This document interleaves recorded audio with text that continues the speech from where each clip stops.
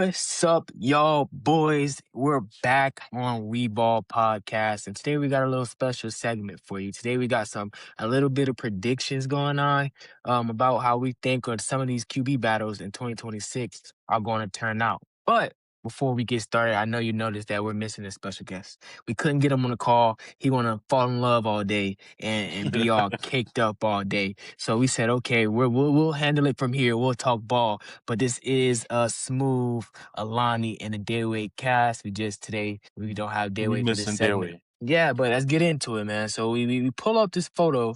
We pull up this photo that I got from On3. I think Pete Nichols put it out, and it had a list of all the top QB battles that's up and brewing this college off season. So to start it off, we have the one that everybody's talking about right now. We have Austin Mack versus Keelan Russell. Give me a little bit of insight. Let me cut the lights off so y'all see me a little bit better about how y'all think that's going to turn out. This is my favorite school, Alabama. Roll Tide for life. So I'm enthusiastic when I talk about this right here. And I know I might get some people might agree or disagree with me, and that's completely okay. That's what we want. But for me, I think Keelan Russell wins this QB battle just off the simple fact that his ceiling is way, way, way, way higher than Austin Mack's.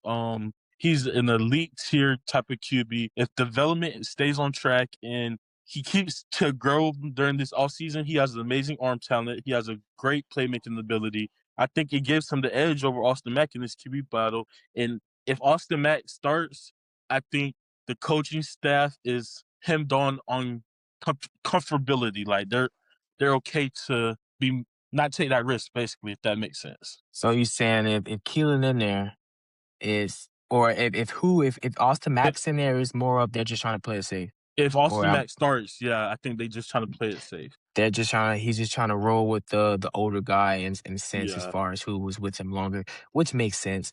The way I see this QB battle, honestly, I think I have to defer with you there. I think this is going to be Austin Mack just based off what we've seen in that Indiana game. They didn't roll with.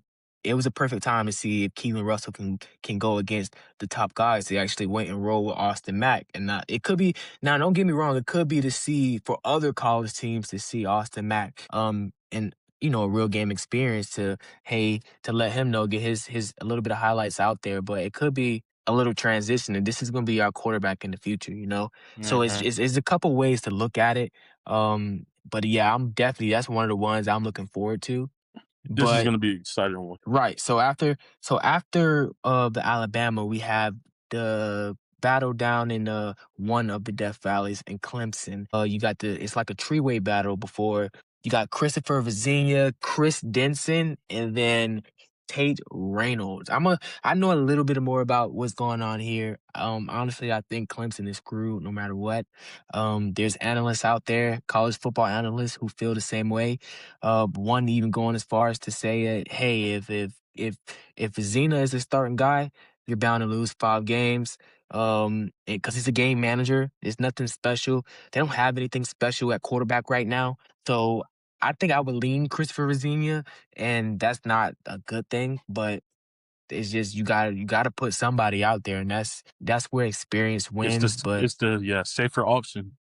And yeah, and on that take, I'm definitely agreeing with you. He's like you say, he's the most experienced, and I think out of all three of them, he fits Clemson's style better, the pro style spread offense type better. I think he definitely fits that better than the other two. yeah, but off that one, we got one little bit controversial one. Florida is trending uphill. Very We have much Aaron so. Philo and Tramel Jones. We know Aaron Philo following the OC from Georgia Tech over to Florida, and then you have a guy who's been in the system about a couple years, Tramel Jones. How do you think that's going to pan out? For me personally, I think Tramel Jones wins this battle here.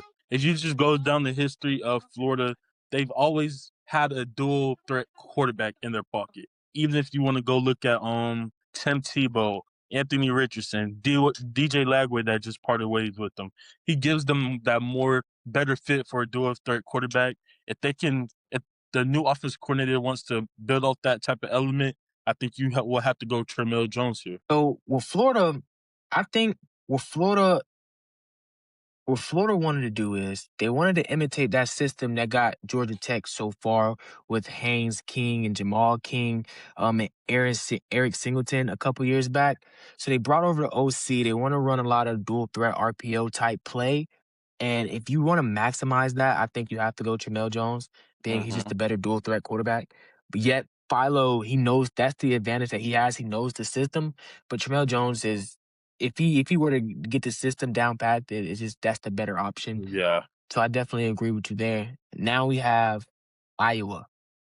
Iowa. Now we have the Hawkeye Nation. We have um Jeremy Heklinski versus Hank Brown. I'm not too familiar with Heklinski. I think Hank Brown ultimately wins that. What do you think? Yeah, I agree with you here. I think Hank Brown takes this one. Just off of experience alone, he has a little SEC play in his background, and developmental wise, I think he would be the best quarterback coming out. I think he takes this one by landslide. So who's the next one on that list? Nebraska, we Anthony, got okay, this is one I'm a little bit familiar with. So we have Anthony Colandrea, EJ Lateef, and we have Daniel Halen. Now, here's that mhm. early part of the season, Anthony was balling. I think out of these three, he has to be the most talented quarterback. That's why I would lean Anthony Colandrea because I've seen what he's done. I've seen what he's put on tape. But TJ Lateef and Daniel Kalen not too far off. It's a coin flip.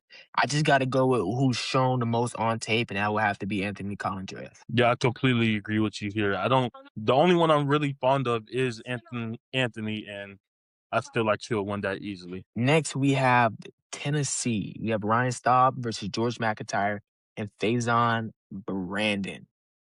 If I'm not mistaken, Faison just got to Tennessee, right? He should Correct. have been a freshman last year.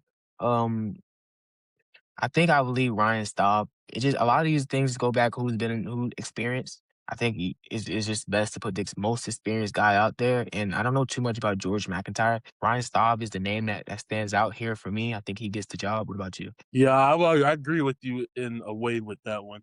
I think Ryan Staub would definitely start out, but as the season progresses and goes on, I think he goes on a decline, and they're forced a hand at this point. And if that happens, how I'm thinking it's going to happen, I think they'll throw in the younger quarterback, Fajon Brandon, here in this situation. He has the highest ceiling out of all three quarterbacks, and even if he doesn't start week one, he'll still be getting that growth and development throughout the season, so he'll be ready for them big games he has to come in as. Right. Then the last one on Pete Nichols' list is Bo Pribula versus Eli Holstein. Battle for and down in Virginia in the Commonwealth State. When Bo was good, he was good at Mizzou. Mhm. That's the thing. That's what I'm. When Bo was good, he was really good, and that's kind of what I would lean Bo Pribula here. What do you think? I was leaning Bo Pribler here in this situation as well. Um, he was at Mizzou. He gave Alabama a run for their money in the beginning of the game. Then he went down with an injury. If he was healthy that full game, I think things could have went a lot worse. So I'm pretty sure Bo Pribler takes this one in Virginia. That's yeah, kind of common. But that covers it all for this segment. Yes, sir. 2026 QB battles put out by On3. Thank you guys for joining in. See you next time.